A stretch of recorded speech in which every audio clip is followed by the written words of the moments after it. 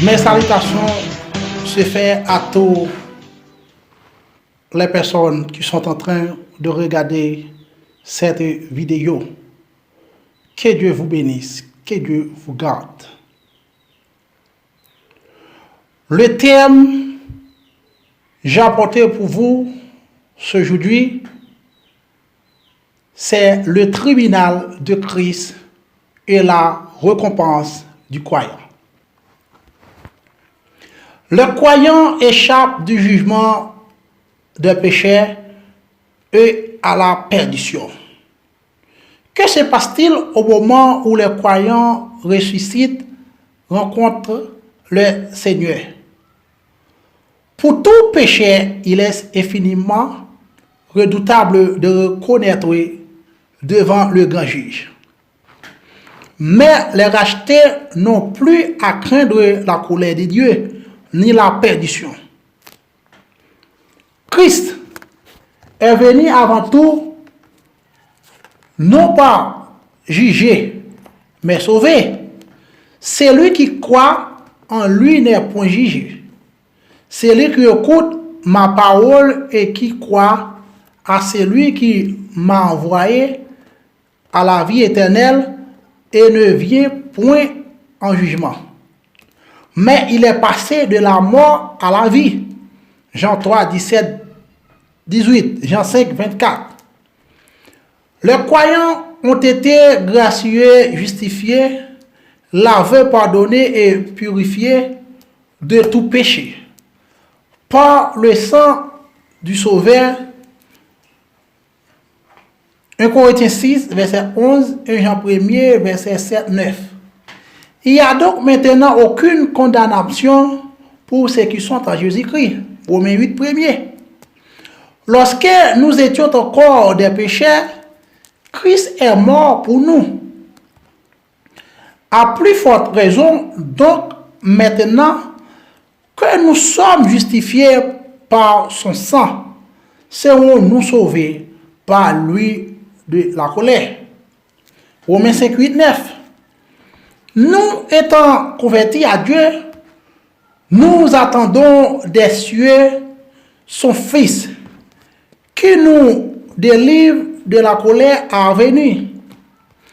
Dieu ne nous pas destiné à la colère, mais à l'acquisition du salut par notre Seigneur Jésus-Christ.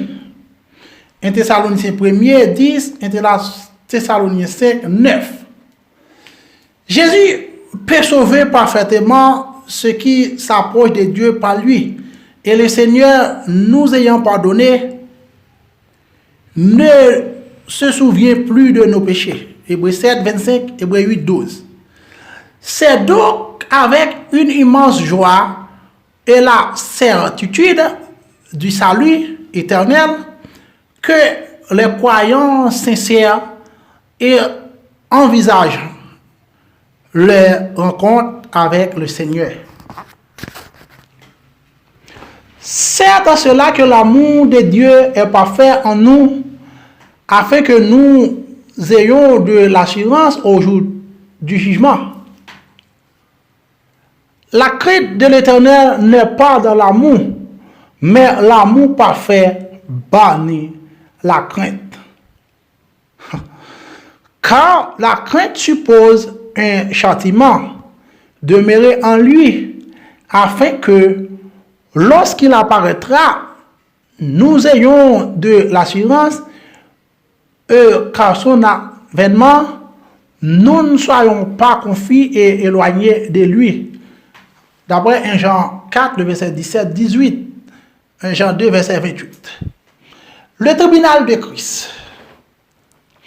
Le tribunal de Christ, toutefois, si nous échappons par pure grâce au jugement des pécheurs, le critique affirme avec autant de netteté que Jésus-Christ examinera nos œuvres et notre service pour savoir si nous méritons une récompense.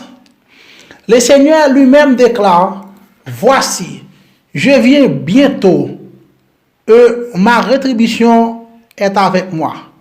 pour rendre à chacun selon ce qu'est son œuvre. Apocalypse 22, 12. Pour les impies, la rétribution est le salaire du péché, la mort et la perdition éternelle. Pour les croyants, elle est la récompense promise car nous connaissons celui qui a dit à moi la vengeance, à moi la rétribution. Ceci est pour les impies, et encore le Seigneur jugera son peuple. Ceci est pour les croyants, d'après Hébreux 10, 30, 31.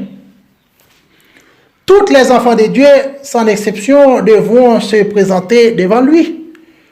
Pourquoi juges-tu ton frère ou toi? Pourquoi méprises-tu ton frère? Puisque nous comparaîtrons tout devant le tribunal de Dieu, ainsi, mes frères et sœurs, chacun de nous rendra complet à Dieu pour lui-même. Romains 14, verset 10, 12. Nous nous efforcerons de lui d'être agréable, car il nous faut tout comparaître devant le tribunal de Christ, afin que chacun reçoive selon le bien ou le mal qu'il aura fait entrer dans son corps. 2 Corinthiens 5, verset 9, 10.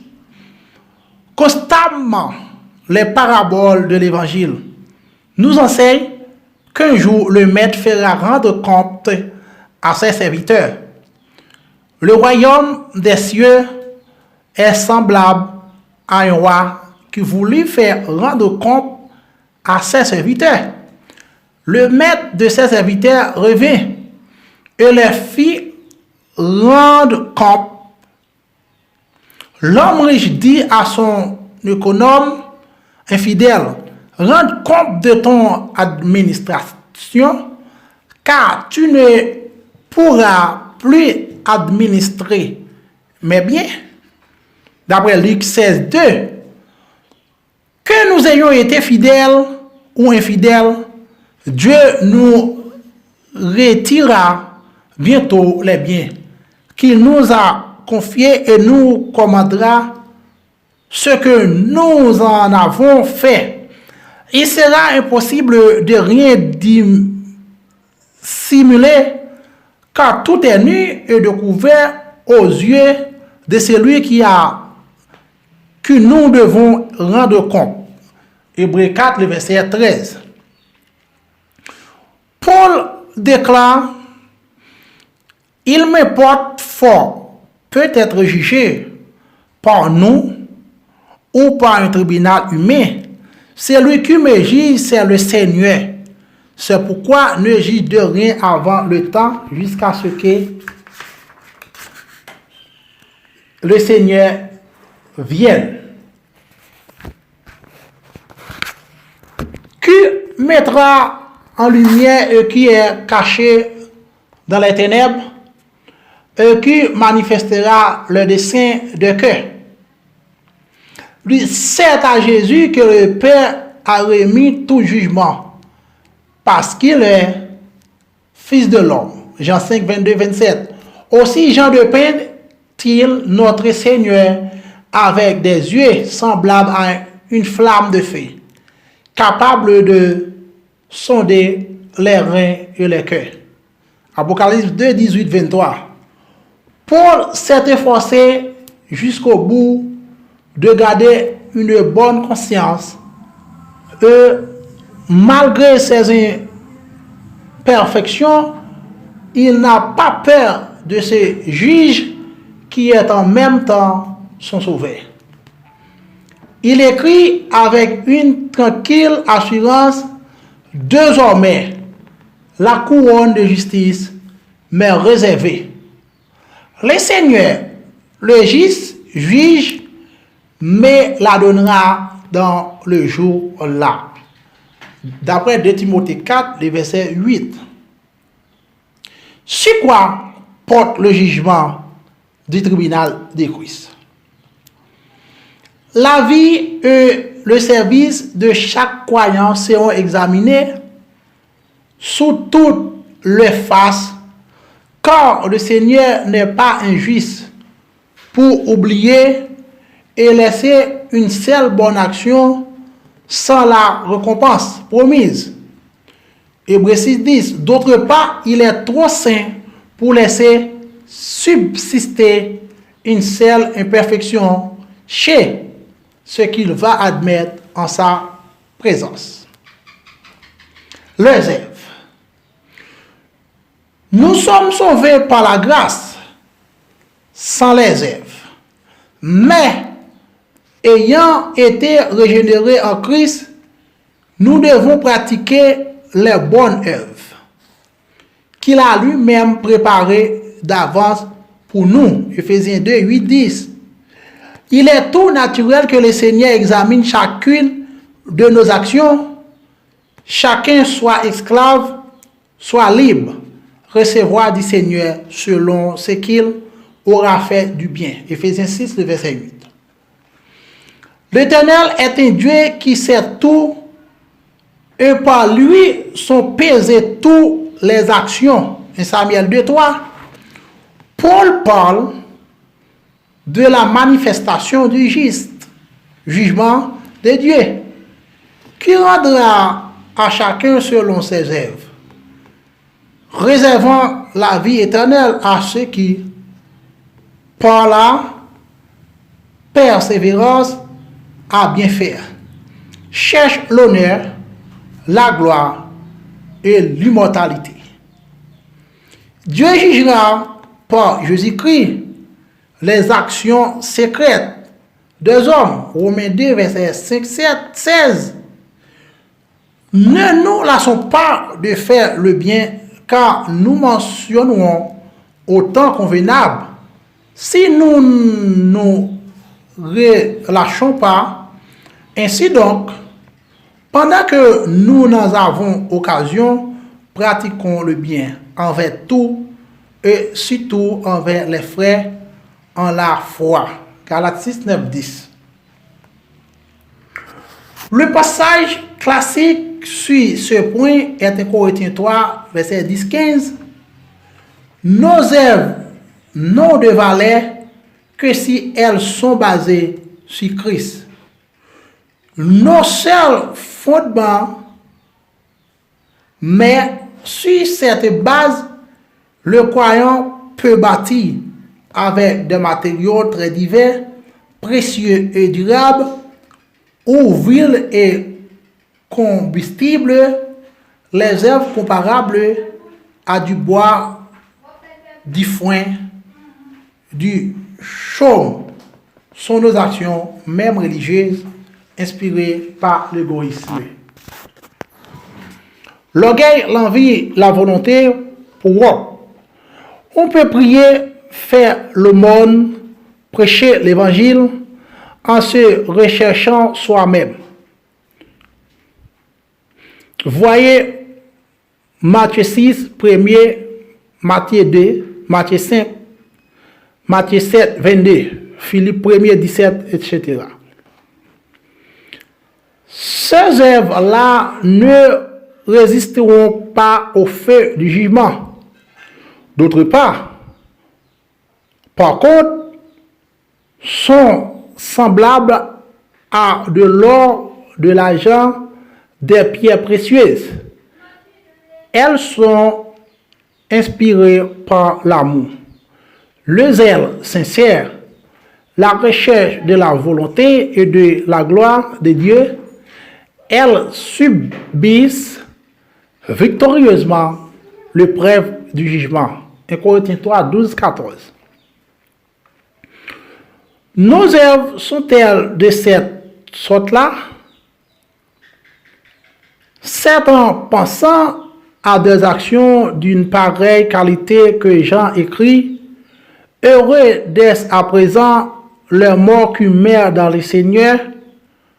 Oui, dit l'Esprit, afin qu'ils se proposent de les travaux, car les œuvres les suivent. Apocalypse 14, 13. Le travail. Dieu qui agit sans cesse nous a accordé le privilège de pouvoir travailler avec lui. Notre travail est la mesure de notre zèle et de notre reconnaissance. Il ne passera pas inaperçu. Chacun recevra sa propre récompense selon son propre travail, car nous sommes ouvriers avec Dieu. Ainsi, mes frères bien-aimés, soyez fermes, inébranlables, travaillant de mieux en mieux à l'œuvre du Seigneur, sachant que votre travail ne sera pas vain dans le Seigneur. D'après 1 Corinthiens 3, verset 8, 9, 1 Corinthiens 15, 58. Dieu n'est pas injuste pour oublier votre travail. Et l'amour que vous avez montré par son nom, ayant rendu et rendant encore leur service aux saints. Hébreux 6, le verset 10. Il faut que le laboureur travaille avant de recueillir les fruits. De Timothée 2, le verset 6. Le maître de la parole remet ses biens à ses serviteurs en comptant sur le travail assidu. Aussitôt, celui qui avait reçu les 5 talents s'en alla, les fit valoir et il gagna 5 autres talents. Et homme qui pour ne rien faire en fout son talent dans la terre, s'entend traiter de serviteur méchant et paresseux. Et il est jeté dehors, Matthieu 25, 14, 30. Il perd ainsi non seulement sa récompense, mais toute chance d'être sauvé. Quant à Paul, ce modèle des croyants, il peut déclarer en face des apôtres qu'il a travaillé plus que tout. 1 Corinthiens 15, 10. Aurons-nous aussi quelque travail à présenter au Seigneur? L'effort de l'athlète. Paul compare la vie chrétienne à l'effort d'un athlète qui s'entraîne et court pour remporter le prix. Ne savez-vous pas que ceux qui courent dans le stade courent tout, mais qu'un seul remporte le prix? Courez de manière à le remporter. Tous ceux qui combattent se posent toute espèce d'abstinence. Et ils le font pour obtenir une couronne corruptible. Mais nous faisons-le pour une couronne incorruptible. D'après 1 Corinthiens 9, verset 24-25.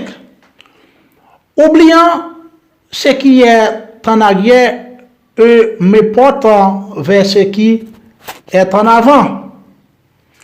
Je cours vers le but pour remporter le prix de la vocation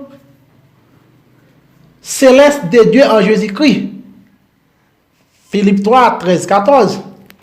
Le tribunal de Christ relèvera si nous avons été des dilettantes ou des coureurs sérieux et endurants. Le témoignage, les paroles du Christ sont formelles. Quiconque me confessera devant les hommes, je le confesserai aussi devant mon Père qui est dans les cieux. Matthieu 10, 32.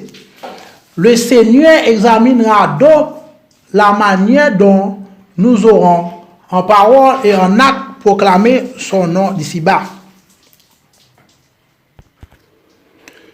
D'après quels critères le jugement du tribunal de Christ sera-t-il rendu? Nous avons vu que c'est sous l'angle du service que toute la vie du croyant sera examinée. Nous comparaîtrons devant le Seigneur comme des serviteurs, des témoins, des ambassadeurs, des sentinelles, des intendants, des administrateurs.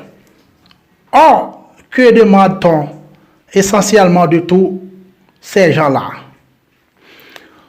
on nous regarde comme des serviteurs de Christ et des dispensateurs des ministères de Dieu, du reste, ce qu'on demande des dispensateurs, c'est que chacun soit trouvé fidèle. Et Corinthiens 4, 1er 2. Ce mot fidèle revient sans cesse dans les allusions au règlement de compte. Quel est donc le serviteur fidèle et prudent que son maître a établi sur ses gens? C'est bien, bon et fidèle serviteur, tu as été fidèle en peu de choses, je te confierai beaucoup. Matthieu 24, 45, Matthieu 25, 21. Celui qui est fidèle dans les moindres choses, si donc vous n'avez pas été fidèle dans les richesses injustes, si vous n'avez pas été fidèle dans ce qui est à autrui, Luc 16, verset 10, Luc 11, verset 12, sois fidèle jusqu'à la mort. Et je te donnerai la couronne de vie. Apocalypse 2, verset 10. Dieu ne nous demande pas d'avoir toujours du succès, ni de posséder de grandes capacités. Chacun reçoit selon sa capacité. Mais il veut que nous soyons fidèles.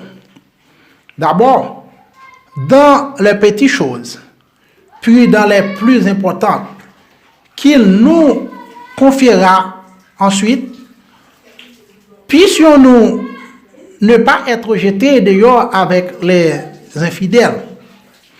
Quant au Seigneur, même si nous avons failli, il demeure toujours fidèle et ne peut se régner lui-même. Aussi déclare-t-il à ses élus, je les donnerai fidèlement les récompenses et je traiterai avec eux une alliance éternelle. Isaïe 61, le verset 8. Quelle sera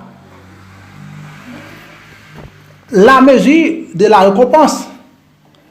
Elle sera proportionnée au service de chacun.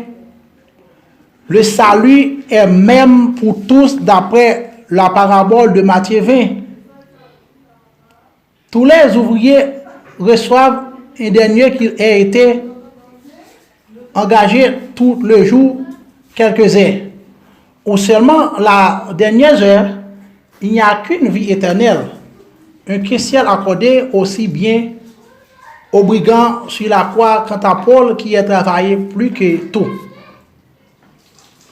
Quelles seront les diverses récompenses? Le couronne. L'athlète est couronné lorsqu'il a combattu suivant les règles le Seigneur promet. La couronne de vie. À qui supporte patiemment la tentation de mère fidèle jusqu'à la mort. Jacques 1er, verset 12, Apocalypse 2, verset 10. La couronne de justice à tous ceux qui auront aimé son avènement. De Timothée 4, 8. La couronne incorruptible de la gloire à ceux qui auront été les bergers fidèles du troupeau. 1 Pierre 5, verset 4. Ici-bas, les lauriers se fanent, la gloire passe vite. La haute, notre couronne, ne perdra jamais son éclat. Nous n'aurons pas couru pour une récompense périssable. 1 Corinthiens 9, 25. Cette couronne promise au vainqueur doit être acquise et gardée par persévérance dans l'effort. Retiens ce que tu as afin que personne ne prenne ta couronne. Apocalypse 3, 11. On peut dire d'ailleurs que tous les vrais croyants doivent être et seront des vainqueurs. Romains 8, 37, 2 Corinthiens 2, 14. Les vaincus, ceux qui ne persévèrent pas jusqu'au bout, démontreront par là qu'ils n'appartiennent pas à Christ. Le vrai. À ceux qui auront été fidèles jusqu'au bout, le Seigneur réserve le règne. Prenez possession du royaume, déclare le Christ à ceux qui l'ont servi dans la personne et ses frères. Matthieu 25, verset 24. 34. Le bon serviteur reçoit le gouvernement de 10 ou 5 villes. Luc 19, 17, 19. Jésus dispose du royaume en faveur des apôtres qui ont persévéré avec lui dans ses épreuves et les fait asseoir sur 12 trônes. Luc 22, verset 28. À celui qui vaincra et qui gardera jusqu'à la fin mes œuvres, je donnerai autorité sur les nations. Celui qui vaincra, je le ferai asseoir avec moi sur mon trône. D'après Apocalypse 2, verset 26 et 3, verset 31. Si nous persévérons, nous régnerons aussi avec lui. D'après 2 Timothée 2, le verset 12. Je pense que on verra l'héritage dans l'autre vidéo. Je vous souhaite que Dieu lui-même, dans son amour, peut te couvrir de tous les mauvais moments de la vie.